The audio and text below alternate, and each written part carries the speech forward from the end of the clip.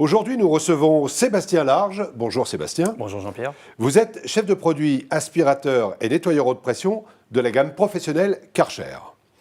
Quand on parle d'aspirateur, sur le marché, il existe quand même une large gamme. Quels sont les critères d'achat d'un aspirateur pour un artisan? Le premier critère qu'un artisan, lors d'un achat d'un aspirateur, c'est de savoir qu'est-ce qu'il va aspirer avec, quel type de quantité, quel type de poussière. Toutes les poussières ne sont pas les mêmes poussières. Non, les poussières ne se ressemblent pas. C'est pour ça que dans notre gamme, nous avons différents types d'aspirateurs. On va distinguer les aspirateurs en fonction de leur homologation. Donc sur le plateau, on a différents types d'aspirateurs. Le premier, c'est un aspirateur standard, sans homologation, pour aspirer tout type de poussière. Le deuxième, c'est une homologation type L. On le retrouve sur l'avant de l'aspirateur avec une étiquette rouge, comme les suivants. Donc L correspond aux poussières peu dangereuses. Ça garantit à l'utilisateur un taux de rejet minimum dans l'atmosphère pour éviter qu'il respire. C'est quoi peu dangereux? Peu dangereux, c'est des gravats, c'est du sable, c'est de la terre. D'accord. Juste à côté, on a un aspirateur classe M. On le revoit ici sur l'étiquette. M, c'est tout ce qui est poussière dangereuse. On prend par exemple le bois, les poussières de bois, les poussières de quartz ou les poussières de silice.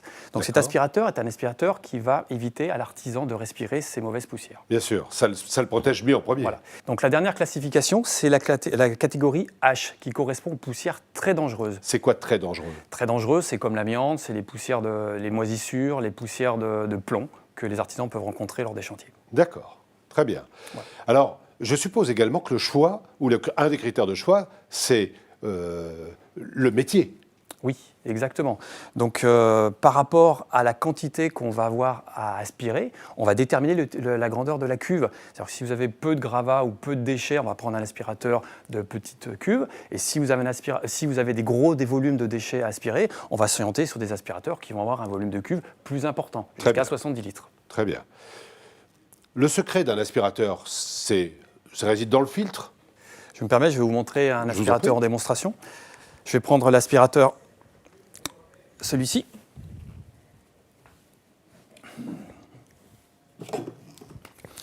Donc je vais le connecter.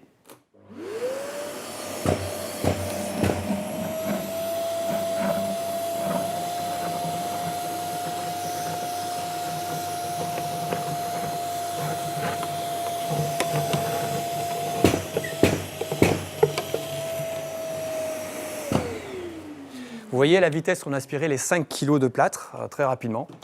Effectivement, quelques secondes pour enlever 5 kg de plâtre, c'est très rapide. On a entendu un bruit tout à fait spécifique. Il y a quelqu'un qui tape dedans? Pas exactement, Jean-Pierre. En fait, sur cet aspirateur, on a un décolmatage du filtre. Le décolmatage, en fait, c'est qu'on va venir nettoyer le filtre automatiquement toutes les 15 secondes sur cet aspirateur. En tapant? Pas exactement. On va venir inverser le flux d'air et le flux d'air, en fait, va venir décolmater et enlever la poussière qui va venir s'aggluter sur le filtre. Très clairement, on nettoie le filtre pendant qu'on aspire. Exactement, sans que l'artisan ait besoin de venir démonter son filtre pour le nettoyer. L'aspirateur le fait automatiquement. Tous les aspirateurs décolmatent automatiquement? Pas tous. En fait, sur ce plateau, on a différents types d'aspirateurs. Donc ces deux aspirateurs ont un décolmatage automatique. Celui-ci, en fait, a un décolmatage manuel. C'est l'utilisateur qui va appuyer sur ce bouton qui va déclencher le décolmatage.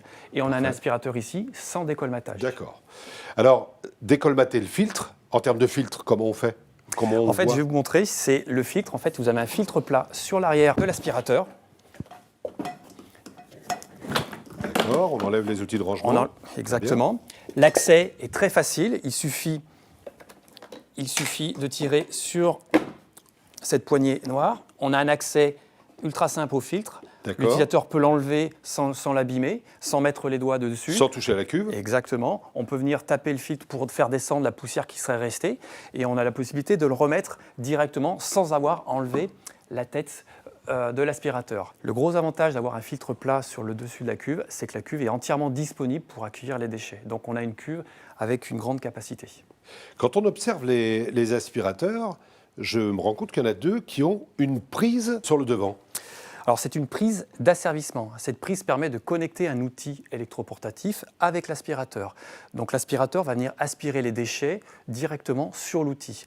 L'intérêt en fait d'avoir cette prise, c'est que c'est l'opérateur, enfin l'utilisateur, qui va piloter l'aspirateur. Quand il va démarrer la machine, l'aspirateur va se démarrer. Et quand il va l'éteindre, l'aspirateur va s'éteindre au bout de 15 secondes après l'arrêt de la machine. Clairement, L'aspirateur se met en route lorsque je mets en route ma machine électroportative et que j'ai connecté à l'aspirateur, et il s'arrêtera en même temps. Exactement. C'est la télécommande des deux. C'est peut-être pour ça que le dessus de l'aspirateur est plat. Alors le dessus de la tête, on les a fait pour pouvoir accueillir des caisses. L'artisan peut poser en fait ses caisses de travail directement sur le dessus de l'aspirateur. C'est un avantage pour l'artisan parce qu'il n'a pas besoin de mettre ses caisses en dehors de l'aspirateur. Un dernier point, Sébastien, si j'aspire des produits qui sont conductibles ou quelque chose qui pourrait m'empêcher la prise de courant, c'est pas gênant? Alors, les aspirateurs sont soit antistatiques, soit ils ne le sont pas. Donc là, vous avez deux versions avec des aspirateurs antistatiques. L'objectif d'avoir un aspirateur antistatique, c'est d'éviter que l'électricité s'accumule dans la cuve de l'aspirateur et provoque un coût d'électricité pour l'artisan. Donc quand on aspire des poussières fines sur un sol, cette poussière emmagasine en fait cette électricité statique. Et sur ces deux aspirateurs qu'on voit ici, en fait, l'électricité statique est évacuée sur la prise électrique. Aucun danger pour le Exactement, chose qu'on ne retrouve pas sur les aspirateurs standards. Bien sûr. Merci beaucoup Sébastien. Merci Jean-Pierre. On comprend beaucoup mieux quels sont les critères professionnels d'un achat d'aspirateur et on sait dans quelle gamme il faut aller la chercher.